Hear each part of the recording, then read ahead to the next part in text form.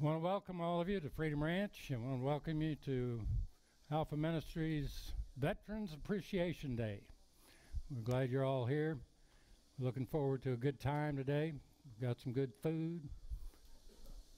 How many of you always like a little good food? Huh? We got a good food. We had some volunteer hogs this year, so we got some pork sandwiches for you here in a little bit, a pork dinner. We've got some other activities we want to do this morning, but I want to welcome you all. And to begin with, we're going to post colors and say the Pledge of Allegiance and to get started with our ceremony today. So I'll turn it over to Ron.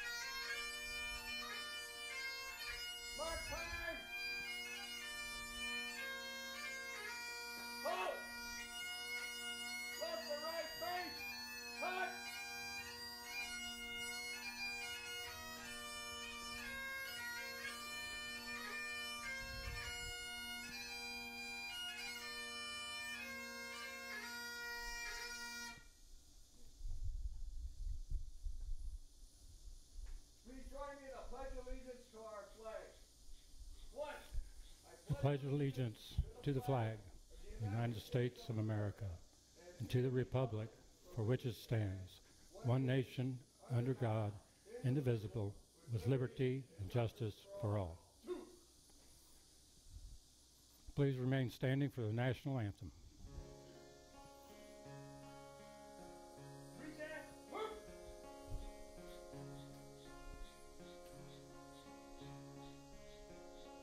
Oh, say, can you see by the dawn's early light what so proudly we hailed at the twilight's last gleaming, whose broad trunks and bright stars through the perilous fight, all the ramparts we watched were so gallantly streaming, and the rockets' red glare, the bombs bursting in air, gave proof through the night that our flag was still there. Oh, say does that star-spangled banner yet wave? Oh, the land of the free and the home of the brave.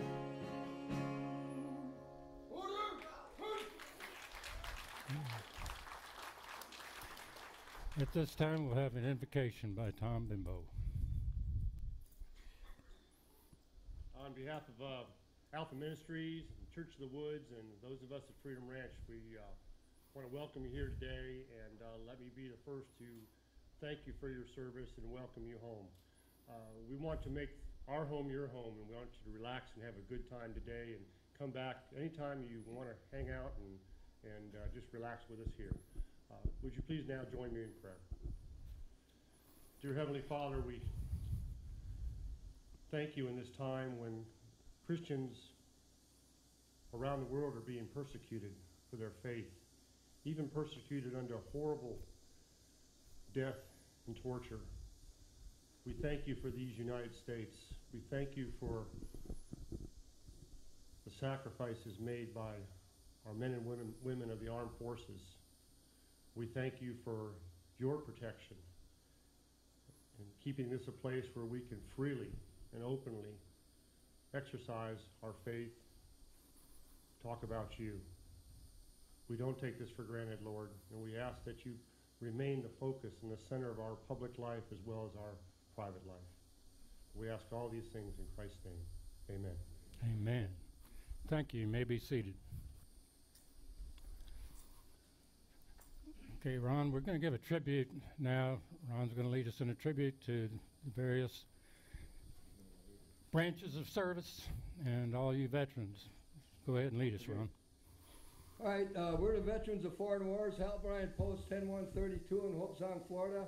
It's an honor for us to be here today. I'm going to introduce the armed forces, and if you served in that particular branch of service, we'd love to have you stand if you can. If you can't, just wave your hand or whatever. So here we go. The U.S. Army.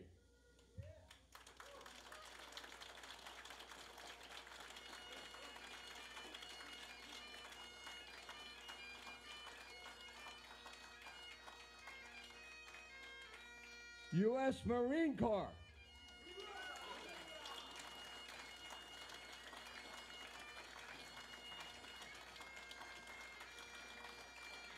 U.S. Navy.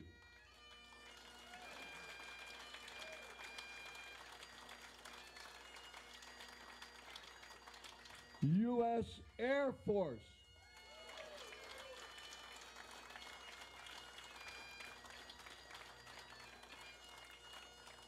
U.S. Coast Guard.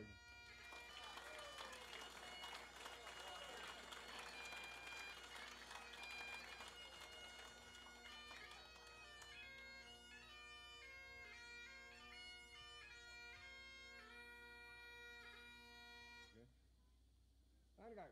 Right, face. Forward, hut.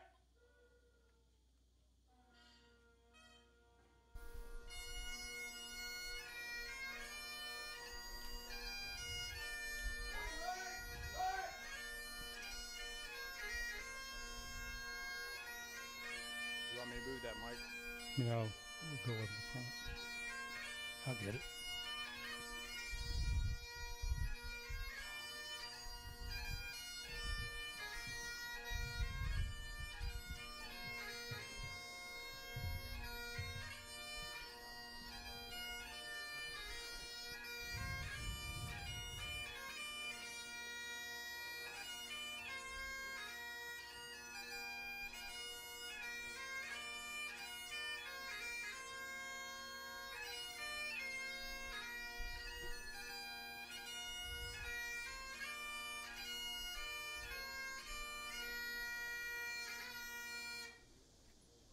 Thank you, sir.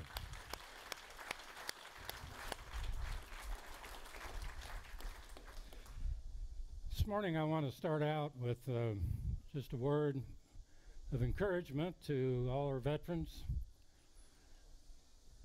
If you noticed over in the parking lot there, we've got several different agencies represented. The vet centers are represented. The VA, of course, is represented. The Florida Veterans Affairs represented here. And these folks and these agencies are for you. They're for your benefit, for your welfare. Now, I'll give you my own personal experience with that. Is for 40 years, I hid from the VA. For 40 years, I kept it a secret that I was even a veteran. It had to do with the kind of reception that Vietnam veterans got when they got home. Most of you guys know what I'm talking about. So it was a lot simpler to deny the fact that I'd ever been in the Army, much less in Vietnam. Suppress all the memories, suppress all the issues, go back to school and get on with my life. And I got on with my life, and I survived pretty well. I have to say, by the grace of God, I endured, and by His grace, I'm still married to the same woman. That's amazing.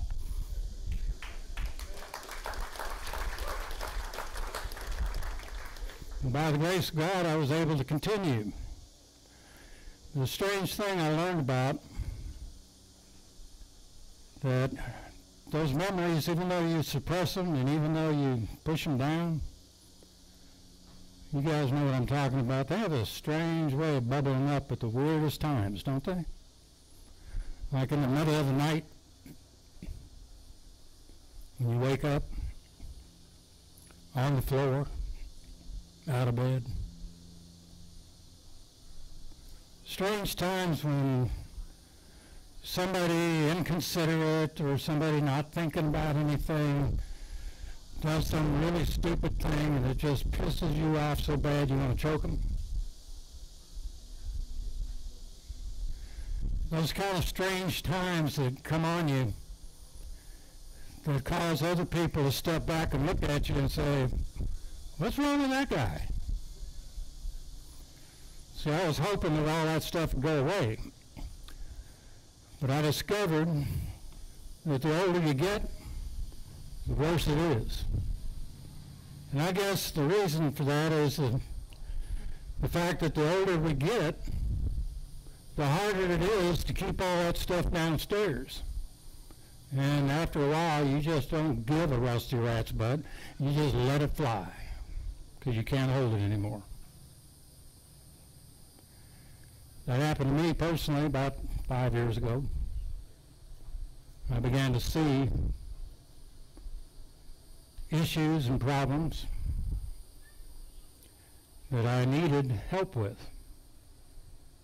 Things that I hadn't considered in 40 years, hadn't thought about. And so,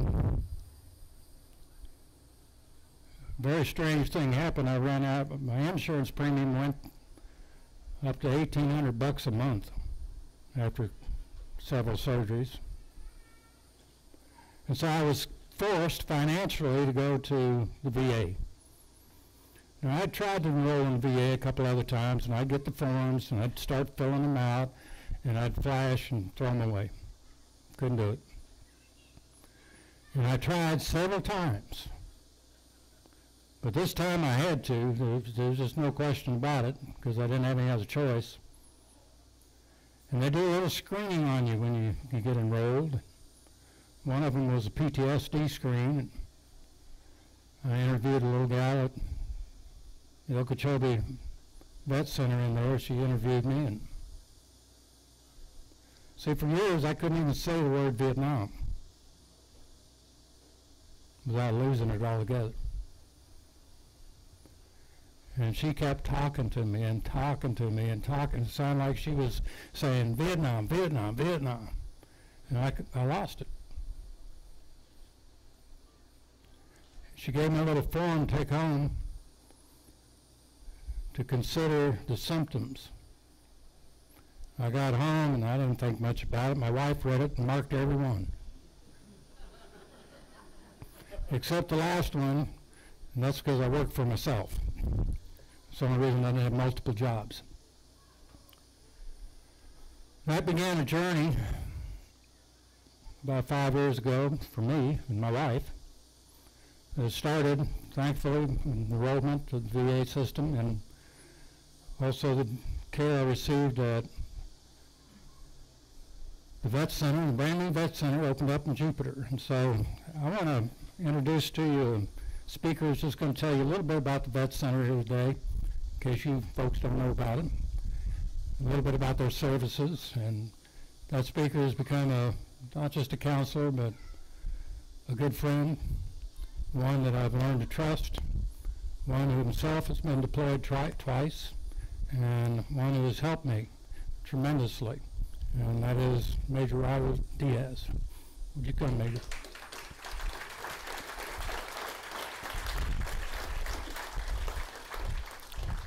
Thank you, John. Thank you.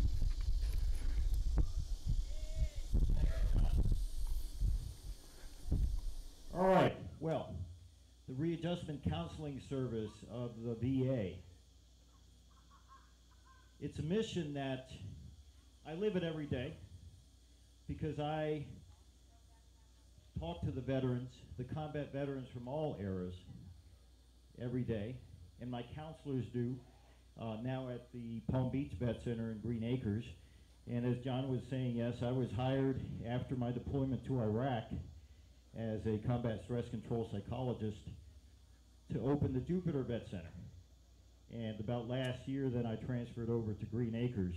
But we still serve veterans from all over, Okeechobee and all over the place. There are 300 storefront settings throughout the country, and these are the vet centers. They're staffed by mostly veterans themselves. About 70% of the staff at vet centers are combat veterans themselves. And it does help. It helps because there's a natural hesitancy, like John was talking about, to even think about some of the experiences that you go through in a war zone. And there's a tendency to hide in your bunker for a long time. It can be for many years. We see veterans at the vet centers that are coming out of their bunkers from World War II. There's groups of World War II veterans. I think it's important to realize that what happens is that there are normal reactions to being in a combat zone. They start off as being very normal. Of course, fear is there, but you can't really express that fear because you have to stay alert. So you hide that. You suppress the fear. Then there's pain. There's pain of seeing things that you never thought you would experience. There's a pain of seeing civilians injured. There's a pain of seeing your buddies get blown up and get injured and killed. You can't feel that either. You have to suppress all that in a war zone in order to survive. So you come back from that, and you come back physically, but really, it's normal to not come back mentally completely. That's a process. That can take a long, long time. I see Vietnam vets and other vets at the vet center who are just coming home after many, many, many years. Over time, if you don't recognize the effects, which is being vigilant, hyper-vigilant, of course in the war zone you have to be alert. You have to be vigilant to the dangers out there to keep yourself alive and to keep buddies alive. You bring that back, the extreme of that is hiding at home and not going anywhere and reacting to any little noise and not sleeping well. The traumas that you experience, well, they begin to come back to you. Thoughts that just happen, recurrent dreams or nightmares begin to happen. And of course you think you're all alone with that, and you think that nobody else is going through that, so you stay hiding in your bunker until it becomes an extreme where perhaps there's alcohol or drugs being used to suppress, or there's problems going on at home with the spouse, with the kids, and you begin to express this anger. Because that's another thing you bring back is anger. That's part of that fight or flight reaction. In order to fight, you have to feel a certain amount of anger, right, to be able to do what you do out there. But then that begins to get deflected and shown in the family environment. And there's a series of other reactions that, if not dealt with, they can certainly become a disorder and become a problem. And many Vietnam vets didn't get the help on time, and they were going through this and had many different reactions, many divorces,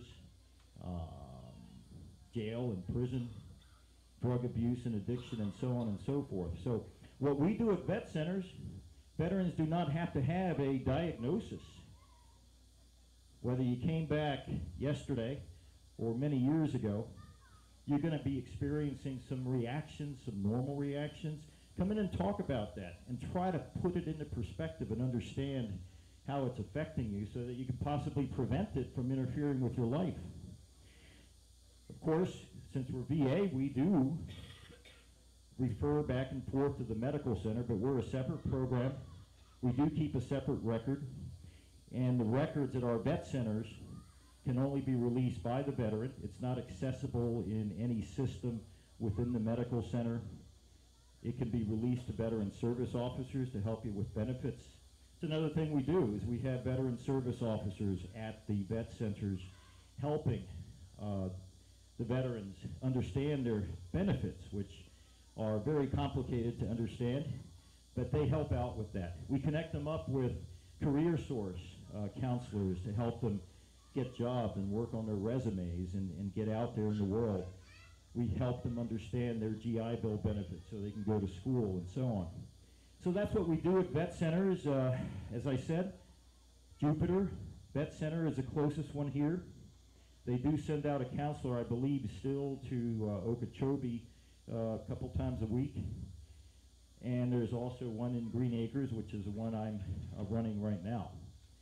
So if you have any questions about the readjustment counseling service and the vet center program, we've got a couple of tents back there. Come on back later on and pay us a visit and let us know how we can help you. And the last thing I always like to say is, you know, the veterans at times hesitate to get that help, like I was saying earlier, and they feel that it's a weakness to be having reactions and to need help. Because, you know, we're taught to suck it up and drive on. We're taught to just continue the mission. So it does take the courage and strength of a warrior to ask for help. And asking for help does not mean you're weak, it means you're strong. And you can get stronger by seeking that assistance, working through the reactions, using the benefits that may very well be benefits that you have earned through your hard work and blood and sweat and tears. So pay us a visit at the vet center and we can help you figure out what you can do next to readjust to the civilian world. Thank you. Thank you, Doc.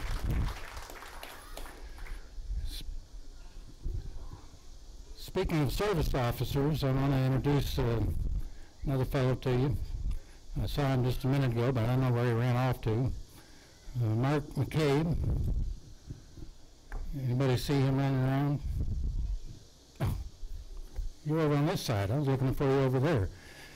Mark was with the Vietnam Veterans of America as a service officer, and I'll let him tell you how he can help you. He and Elaine are set up over here online already, so share a few words with us. Oh, talk about Agent Orange too a little bit.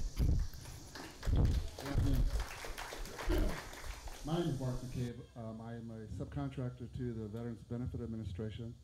I work for the Office of General Counsel to assist veterans to do their initial claims and especially to do their appeals to the Board of Veterans Appeals. I have a partner from the outreach program, Elaine Westermeyer, who is with the Veterans Benefit Administration. We have two computers set up to assist you if you have any questions, do you want to ask about your claims, or if you want to file a new claim today or to inquire about your claim, we can certainly assist you there. I've been coming out here, this is my fifth year, the third year to this event, but I've been coming supporting the rural veterans in Southwest, Southeast Florida for the past 5 years, and we come out to all these events to assist the veterans. I'm on the National Committee for the Toxic Substance, Agent Orange, for the Vietnam veterans. We do outreach programs, town hall meetings to inform the veterans of the benefits that their children may have if they have certain of there's 17 presumptive illnesses for children of Vietnam veterans. One of the most significant ones is, of course, spina bifida. There's learning disabilities, aortic problems, learning disabilities, tumors, dysplasia. So there's 17 of them, and you can find this information at vva.org and /Agent Orange Committee. They put out there's a training video, there's other videos, first-hand experiences from children of Vietnam veterans, and the veterans themselves talking about their children and the illnesses these children have suffered. 4 years ago, when I was invited out here, there was a young lady that was in a wheelchair, and her dad came up to us and told us that she had been in a wheelchair ever since she was born, basically, and she had spina bifida. The VA they did a claim to the VA, but unfortunately they didn't do the correct paperwork, and the VA and their infamous wisdom's not always the most friendliest people, but they are trying, and you just got to be patient and push harder. But we did take the case on, and the young lady was then compensated. Now, she won't be able to get out of the wheelchair and run like she wanted to when she was a child. She's 38 years old now. But all of her care, her habilitative and rehabilitative care is all taken care of. All her mental health issues are taken care of, and she's compensated on a monthly basis for the rest of her life. So she will be taken care of. And so that's a benefit, an earned benefit, that every veteran who might have had a child who was born with a significant abnormality that is recognized by the Institute of Medicine, and the VA has recognized 17 presumptive illnesses. So if you have any questions about that, again, as John had mentioned, we are set up with the Vet Center Jupiter over there. We have 2 tents. We have 2 computers set up. We're hooked up into the VA internet system, so we can answer any questions you may have. If we can't, we'll certainly get you to the right people. I am a son of a Vietnam veteran. I'm also a Vietnam veteran. I served 3 tours in Vietnam with the Marines, 3rd Battalion, 9th Marines. So I understand what Dr. Diaz was saying also, you know, from the perspective of a lot of veterans, they came home, they just closed the door, and they didn't really want to talk about it, and they just went on with their lives. I mean, when we came home to Vietnam, they really didn't like us. And I tell people they don't like us now either, but that's, you know, we just push them and make them do what's right, because it's an earned benefit. You earn the benefit. Your children have earned the benefits. Please don't take it personal. Just come on over, and if you have an issue, it's in confidence, and we'll help you and do whatever we can to assist you in your endeavors in filing a claim. Thank you. Thank you, Mark. Appreciate it. At this time, I want to ask our County Commissioner, Brian Culpepper, to come and say a few words to us today.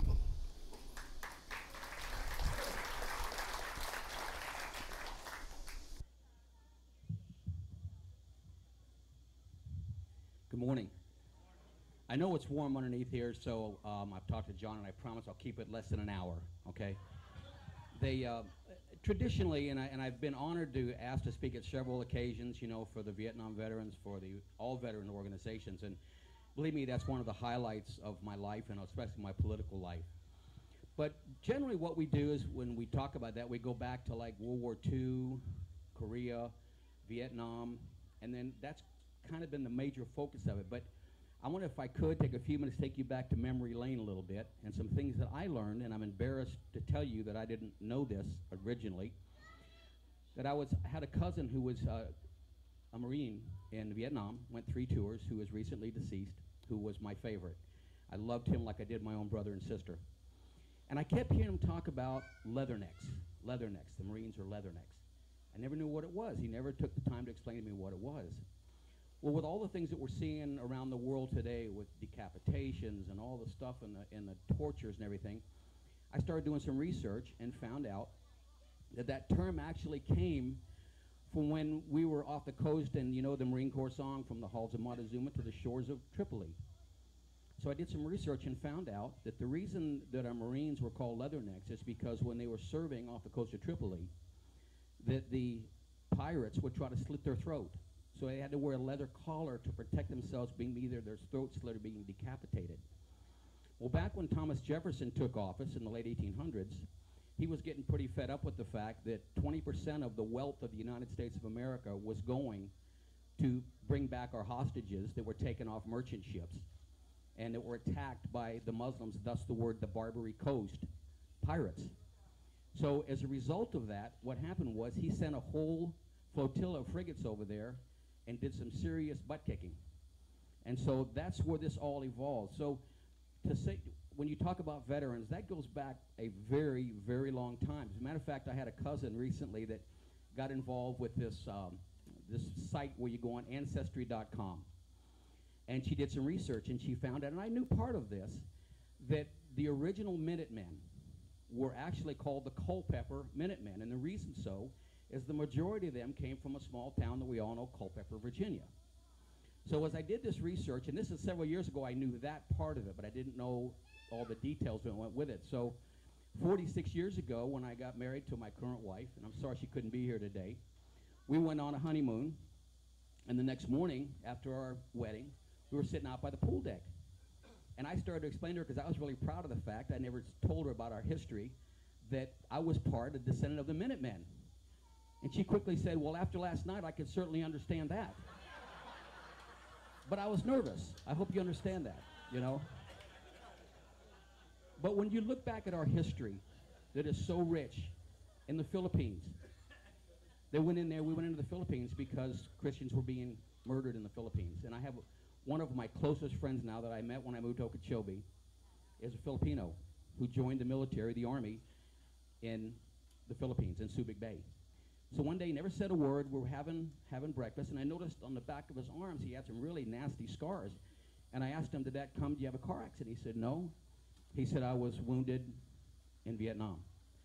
And I said, Sid Estrada is his name. I said, Sid, you never told me that. He said, I don't share that with a lot of people because, number one, my family, goes through the memories that I had over there, and it was pretty tough. But he said, we lived on a small island that was 68% Muslim, and the balance was Christian. And I was getting tired of seeing Christians murdered because they wouldn't profess to the Islam faith, and so I joined the military and fought in Vietnam. And I said, well, you were injured. Did you ever get your Purple Heart? He said, nope, I never pursued it. I said, Sid, that's crazy. I said, that Purple Heart has a message to people that you gave potentially your life, in your case, severely wounded. And that commemorates what that stands for, is that sacrifice that you made to this country. So he doesn't know this, but I made some phone calls, and he got some paperwork in the mail. So he got his Purple Heart. And I thought that was a great thing. When you look at people who don't even live in this country, that have fought for this country, because this is the greatest nation in the world. And I have this discussion pretty often in political scenes about America. And I said, well, I will just tell you this. The line to get in this country is a heck of a lot longer than the line to get out of this country. And when I see what I see today in Washington, where our veterans are dying, waiting to be treated, that is not acceptable. That is not acceptable in this country, the United States of America. Because the one group of individuals that I have such tremendous pride in, such tremendous love in, and I wasn't a combat veteran, I'll tell you right off the bat, the most dangerous thing I ever did was trying to cross the Piazza Municipio to get a pizza in Naples, Italy, and not get run over. So I understand it, I get it, that when you go out, and each day that you go out on your patrols, and you don't know whether or not you're going to come back, your faith in God is so important to know and understand that you're there for a reason. You're there to protect the very rights. One of those, I saw Diane Hagan, our elected official here earlier, and she's doing a program to vote in honor of the veterans. Because people don't understand that little thing that you do at election day is so important. And I know a lot of the veterans I've talked to, they're disgusted with what happened. They don't want to vote. But in the 1600s, a very smart man said, evil flourishes when good men do nothing. Now, he wasn't gender correct, but the idea was that when you sit and do nothing, evil can flourish. And I implore every one of you, we have a very important election coming up in 2016, and I want to tell you right now that the whole future of this country and your future as veterans depend on who we put in Washington. Because we need to turn this around. We need to start taking care of the very people that give us the freedoms to do just this. Gives us the freedom to say, thank you, Jesus Christ, for the things you've done for me. Because there are people out there right now, and America's been pretty fortunate. We haven't had a war on our front since, the British. But ladies and gentlemen, please don't let yourself be lulled into the fact that you're safe. And my own sister said she doesn't like to watch that because it's depressing, and she'd rather watch Dancing with the Stars and American Idol. But I will tell you, there may come a day when we may not be able to do that, because America, I want for my grandchildren and my children to have the same benefits and the same beauties and the wonders of this country that I've enjoyed as a young man and a kid. And I tell you, there's people out there today, because of the fact that we believe differently than they do, want to do us in. Please, please be vigilant, because it can happen, and then you'll sit back and say, oh my God, how did this happen? Where did the time go? How do we let this occur? Because we have to get involved with the system. We have to know and be informed about what is going on with our country today. Otherwise, we may lose it. And with that, I'll close. because that's another whole subject, and I could go an hour on it, probably longer. But thank you very much. It has been an absolute honor to be able to be asked by Pastor Glenn to come up and do this. And I enjoy it every year. I enjoy every function. I'm doing one next Sunday at one of the churches in Buckhead Ridge. And he said, would you like to do it? I said, no. I said, I'd be love to do it, and I'm honored because every chance I get to come up and say how important to me and my family what y'all have done is worth it. And I thank you. God bless every one of you, and God continue to bless the greatest country on the planet Earth. Thank you.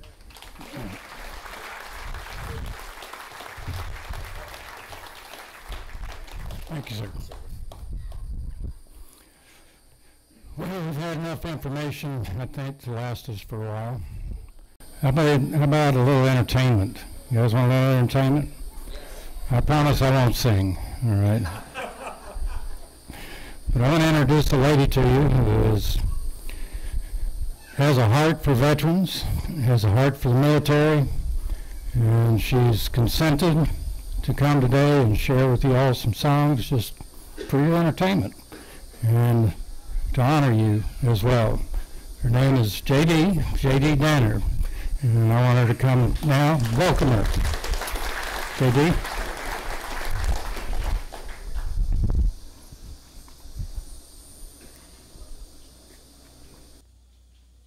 Thank you for inviting me here today. This is an honor to be part of this event.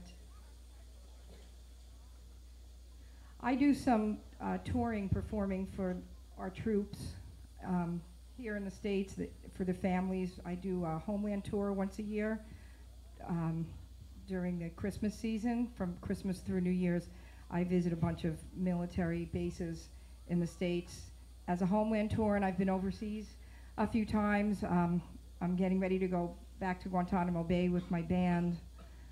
So I have a real heart for everything that our military does.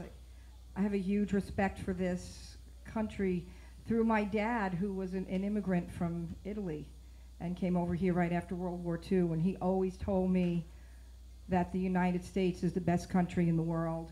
He never even went back to Italy for like 45 years. He was so proud to be an American. And so I'd like to share a song with you that I wrote when I did my first tour performing. After I came off the first tour performing at the bases, I met so many military, so many of our troops that were ready to deploy or just coming back from deployment, and the families who were here waiting for them, their loved ones that were overseas.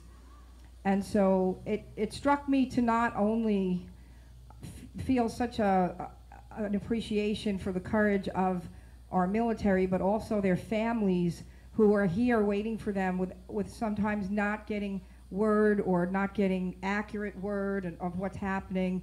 I talked to military wives who were afraid to listen to the news and hanging on every word that they heard when something would happen where their husbands were, you know, in that part of the world. So I wrote this song called Thanks to the Brave, not only to honor our military and our veterans, but also the families, the military families who are so courageous as well. I hope you guys enjoy it.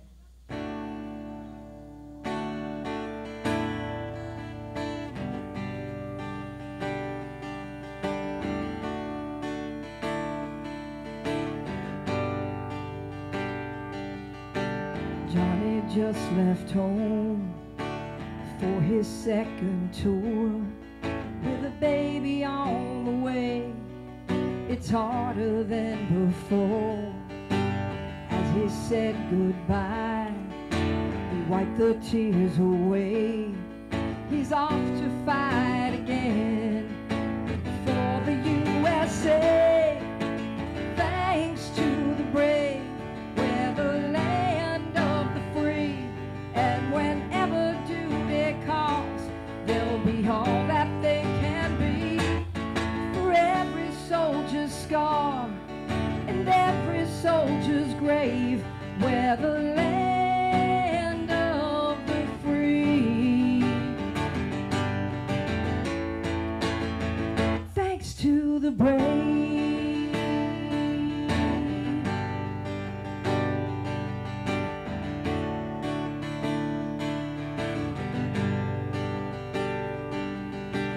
day that Jenny left, her mom and daddy cried.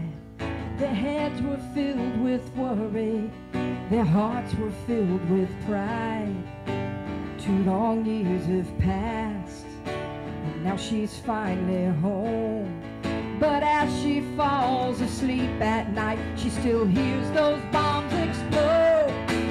Thanks to the brave, we're the land of the free.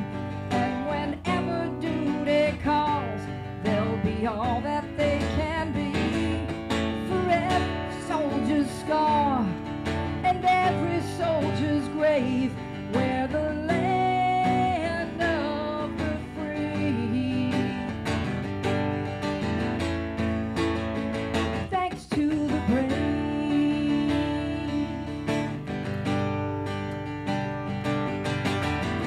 Thanks to the brave for all that they do.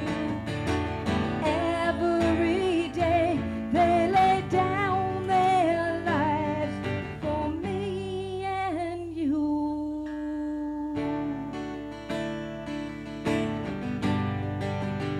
Thanks to the brave. I want to thank you. Thank you. Thanks to the brave. Thanks to the brave.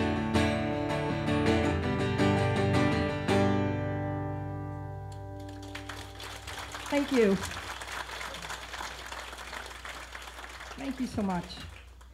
There's another song I'd like to share for you that is also, it's on a CD called Hometown Heroes that I just did a couple years ago. I was given the journals of 2 American soldiers to be inspired to write some songs. And it all started with Linnell Zellnar, who is the founder of Forgotten Soldiers Outreach. And her nephew was killed in Afghanistan at 21 years old. And she asked me if I would write a song for him, and she gave me his journals. His name was Michael Stansbury Jr. And then another Marine that worked with Forgotten Soldiers Outreach, who was a Desert Storm veteran, said, hey, I have some journals from when I was in Desert Storm. Maybe you can write some songs. So between those 2 journals, my co-writer and I got together and we wrote 6 songs, and I'd like to share the one we wrote for Michael for you. It's called Hometown Hero, and I'm gonna have to use a cheat sheet, I hate to admit, because I usually play this with the band, and this is where I get lazy and they play it for me and I just sing it. So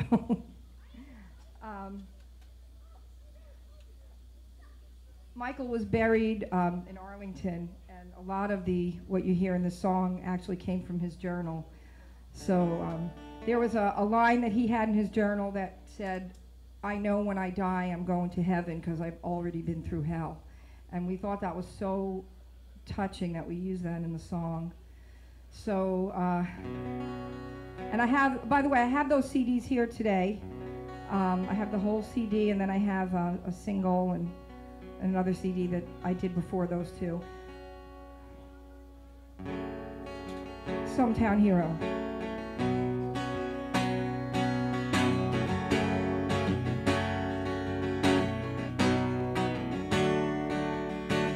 Caught up in this moment, I have finally faced the truth. As I stare down at your casket, draped in red, white, and blue, you will never be forgotten, my brave, courageous son. Rest in peace here with your brothers here in Arlington. I know you're going to heaven, 'cause you spent your time in hell. Hometown hero, we salute you. Hometown hero. Hometown hero, we will miss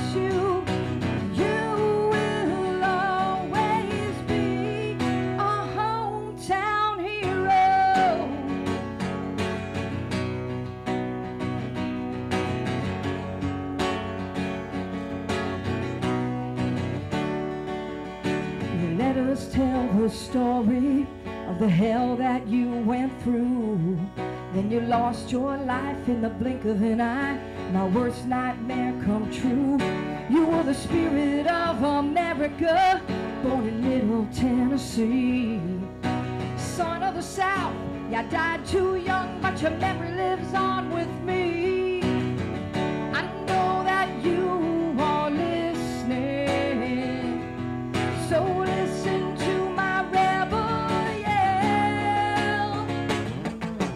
Hometown hero, we salute you. Hometown hero, hometown hero, we will miss you.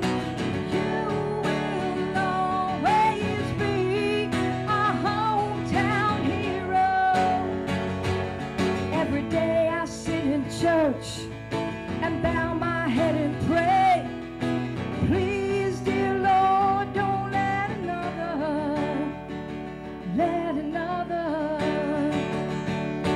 soldier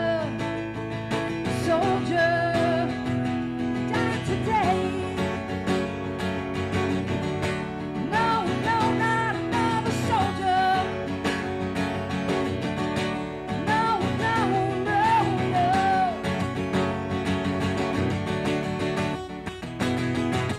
Hometown hero, we salute you.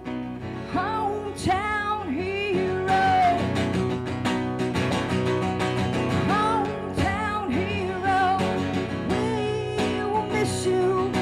You will always be our hometown hero. Our hometown hero. You will always be a hometown hero. A hometown hero. Thank you. You know, when Prince Harry came to the United States not this past Memorial Day, but I think it was in 2012, 2013. I forget what year it was. I think it was 2 years ago. He put a wreath on one soldier's grave in Arlington with a handwritten note to thank our military and honor our military, and symbolically he put it on one soldier's grave symbolically for all, and it was Michael's grave that he chose. So that was a really big day for everyone in Forgotten Soldiers Outreach, and they mentioned him on his website as well. I'd like to share some other music with you. This is a song I wrote when I was up in Nashville. I'm going to switch gears a little bit, talk about my New York roots, and I want to be a country girl. So I was getting ready to play at the Bluebird, and it was my first time playing there, and I noticed that I didn't look or sound like any of the other girls that were getting up, because they were all Southern and they were farm girls and blonde, and I said to my friend that I was with, I don't look or sound, I don't talk like any of these girls, and I'm like, I think I'm going to write a song about that. It hit me then. I didn't get up and sing anything pertaining to that day, but it inspired me to go back and write. I was working on a CD at the time. I wrote a song called Redneck Limousine about me being a girl from New York. I'm sure we have some New Yorkers here today, right? Usually there's always some of us in the crowd down here in Florida. So I wrote a song about me being from New York, but I want to be a redneck and get in touch with my Southern roots, but I cannot really get rid of the accent, so hard as I try. This song is called Redneck Limousine. I grew up outside of Queens, but I love the South, eating grits and greens. I like wearing cowboy boots. My family tree's got Southern roots. I'm loud, I'm proud in my pickup truck. I dig getting dirty out in the mud. I'm a New York girl, I get a little extreme in my redneck limousine. All jacked up and painted John Deere green. I got a rebel flag and a Yankees cap. Proudly hanging on my gun rack. I got backbone pipes and a big V8. Cooler than the blizzard of '88. It's the hottest set of wheels you've ever seen.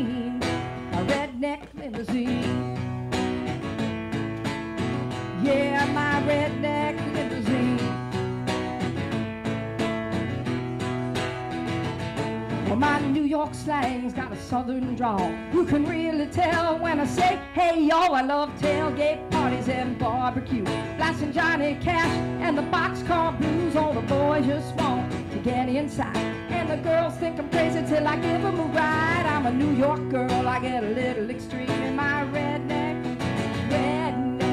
limousine, all jacked up and painted John Deere green. I got a rebel flag and a Yankees cap, proudly hanging on my gun rack. I got backbone pipes and a big V8, cooler than the blizzard of '88. It's the hottest set of wheels you've ever seen, a redneck limousine. Yeah, yeah, my redneck limousine.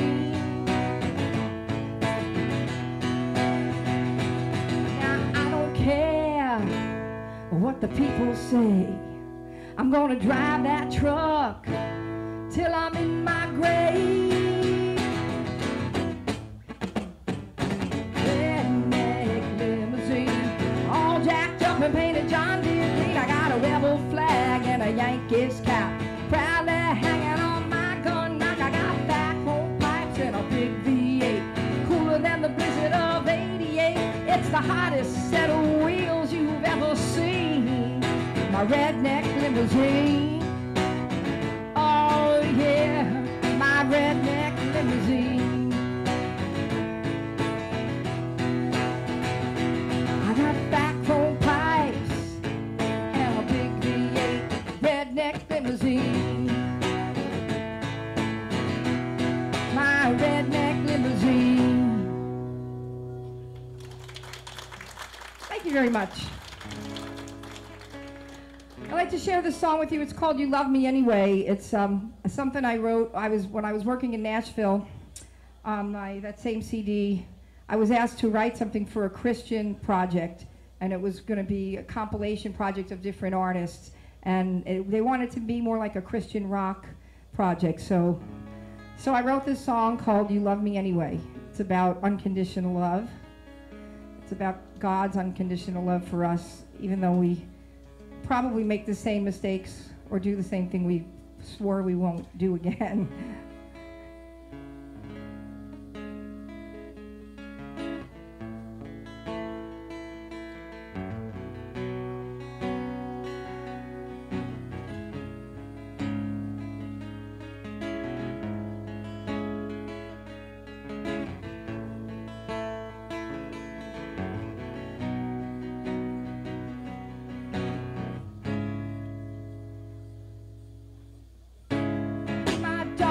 Hour, I am on my knees. I confess my sins to you, the only one who knows me. I will ask for mercy. It's all that I can do. I know I hurt you and you cried. I know I failed you many times, and though I swore that I would change, still make the same mistakes. But you love me anyway. You love me anyway.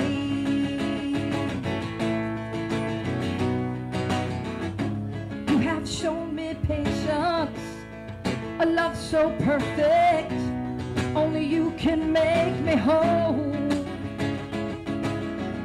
And if I said I'm sorry, will you absolve me? Only you can save my soul. I know I hurt you and you cried. I know I failed you many times. And though I swore that I would change, still I make the same mistakes. But you love me anyway.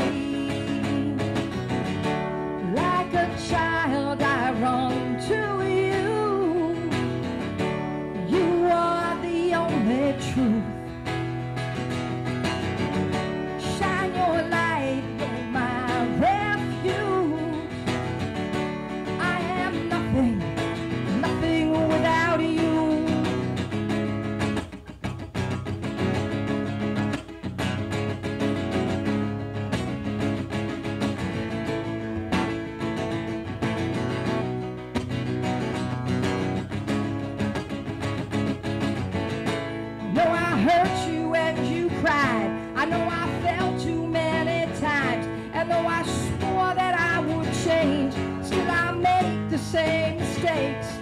But you love me, you love me, you love me anyway. You love me anyway, yeah. I know I hurt you, but you love me anyway. Thank you. Okay, I'd like to play some cover music for you, some stuff you all know. You guys like Johnny Cash? I just watched the movie I Walk the Line, so I got inspired to do this song. I hear the train coming, rolling around the bend. I ain't seen the sunshine since I don't know when. I'm stuck in Folsom Prison, and time keeps dragging on. When I hear that whistle blowing on down to San Antonio. When I was just a baby, my mama told me, huh, you be a good girl, don't you ever play with guns. But I shot my man in Reno just to watch him die, watch him die. When I hear that whistle blowing, I hang my head and cry. Well, I bet there's rich folks eating in those fancy dining cars. They're probably drinking coffee and they're smoking big cigars. Well, I know I had it coming. I know I can't be free. When I hear that whistle blowing, it just tortures me. If they free me from this prison, if that railroad train was mine, I keep it moving on further down the line. Far away from Folsom Prison is where I want to stay. When I hear that whistle blowing, takes my blues away. When I hear that whistle blowing, takes my blues away.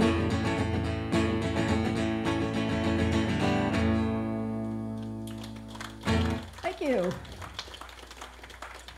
Let's see what else.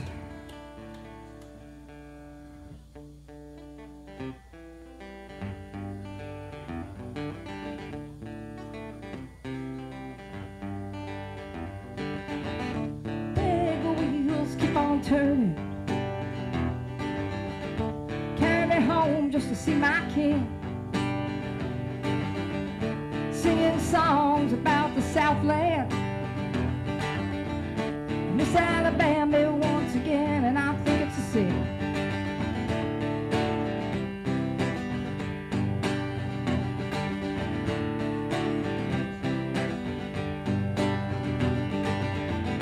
I heard Neil Young sang about it. I heard old Neil put it down. And I hope Neil Young can remember, Southern girl don't need him around anyhow. Sweet home Alabama, where the skies are so blue. Sweet home Alabama, Lord, I'm coming home to you.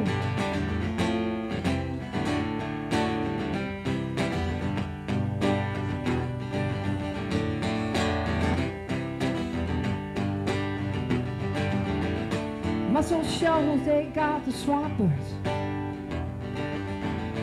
and they're known to pick a song or two. Yes, they do.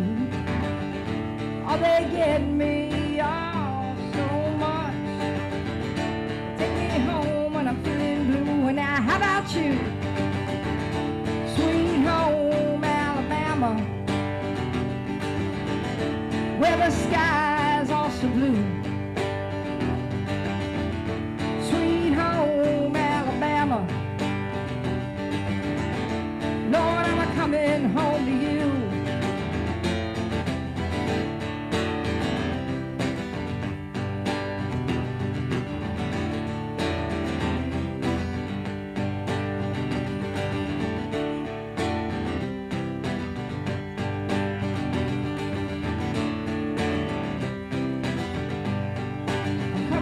only you. Thank you. This song was playing when I drove up, and I thought there was a band here. They were playing some stuff off of Pandora, right? So I'm like, okay. I thought it was. I'm like, I was going to play that today, but the band's playing it, so there was not a band here. So I'm going to do it. A song by CCR, "Bad Moon Rising."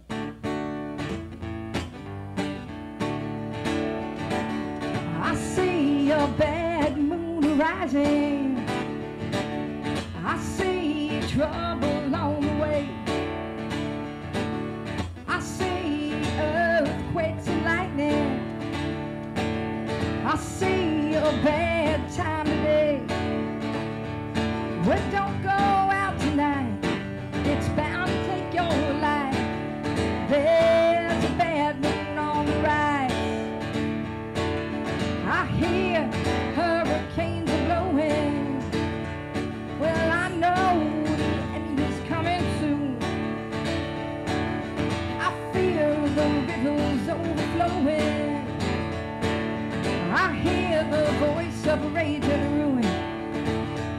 Yeah, don't go out tonight. It's bound to take your life. There's a bad moon on the rise.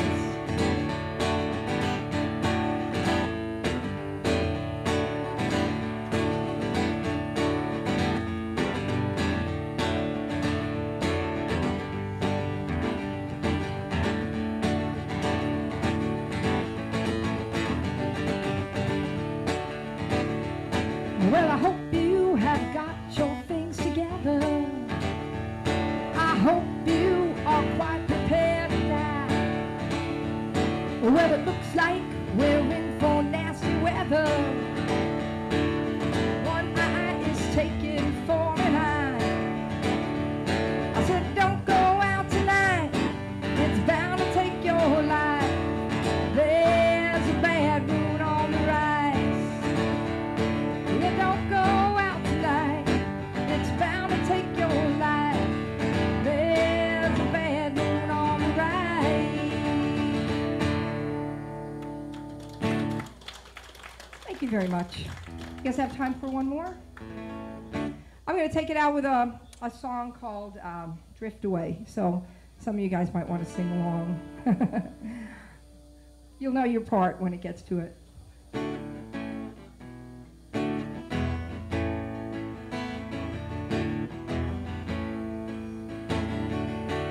Day after day, I'm so confused.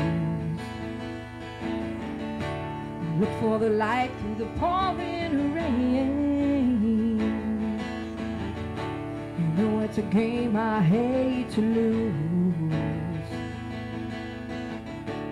Feeling the strain. Ain't it a shame? Oh, give me the beat, boys, and free my soul. I wanna get lost in your rock and roll and drift away.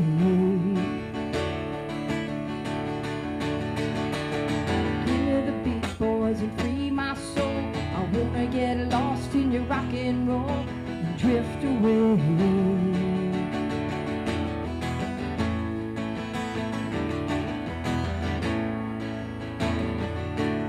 And I think I'm wasting time. I don't understand the things I do. And inside is so unkind. I'm counting on you to carry me through. Oh, give me the beat, boys, and free my soul. I wanna get lost in your rock and roll and drift away.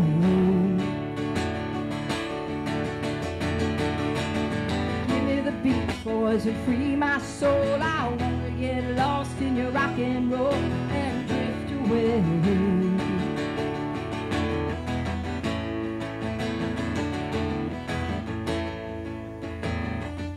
And when my mind is free, you know a melody can move me, yeah. And when I'm feeling blue, a guitar's coming through to soothe me. Thanks for the joy you're giving me. I want you to know I believe in your song, the rhythm and rhyme and the harmony. Help me along, help me be strong. Oh, give me the beat, boys, and free my soul. I wanna get lost in your rock and roll and drift away. Yeah, give me the beat, boys, and free my soul. I wanna get lost in your rock and roll and drift away. Give me the beat, boys, and free my soul. I wanna get lost in your rock and roll and drift away. Yeah, yeah, yeah, give me the beat, boys, and free my soul. I wanna get lost in your rock and roll and drift away. I said take me, won't you take me, yeah. Take me, why don't you take me, yeah.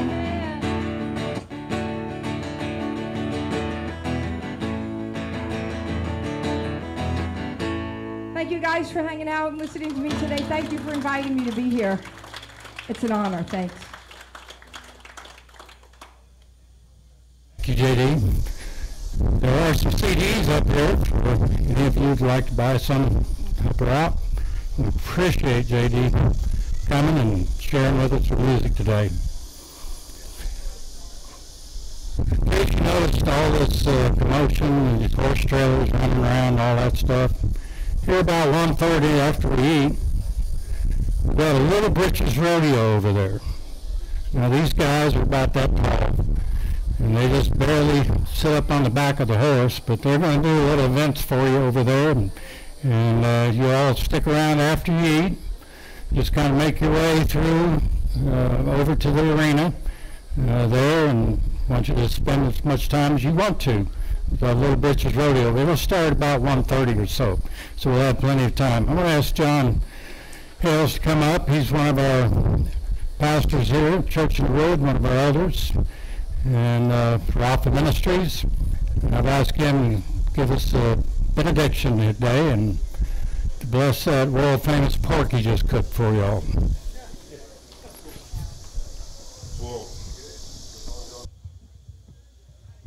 It's only world famous if you like it. If you don't like it, I didn't cook it. Let me tell you something before we close. Everybody can hear me? Because I can't hear me. All right. Tell you something. I've watched flag folding ceremonies in my life. I was never in the military. I've seen it. I always thought it was neat, the precision, the way it worked. But I never really understood what it meant. Today I had a gentleman come up and he said, you know what the flag folding ceremony, what each fold really means? He said, did you know that each fold has a representation? I said, no, sir, but I'd sure like to have one. And he handed it to me.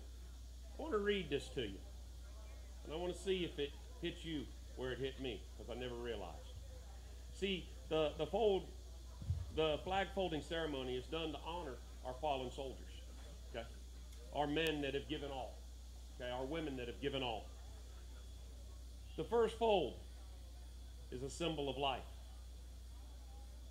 The second fold is a symbol of the belief in eternal life. The third fold for the remembrance and honor to all American veterans. The fourth fold represents the weaker times when we trust in God.